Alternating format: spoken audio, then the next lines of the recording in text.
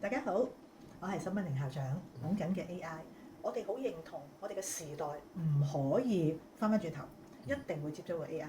但係小朋友喺 AI 上邊係咪佢接觸呢？咁我有個問號嘅，因為小朋友始終嘅學習都要喺五感裏邊，但係我哋嘅老師係應該要有一個充足嘅理解同埋充足嘅應用喺 AI 嘅知識上邊。好啦。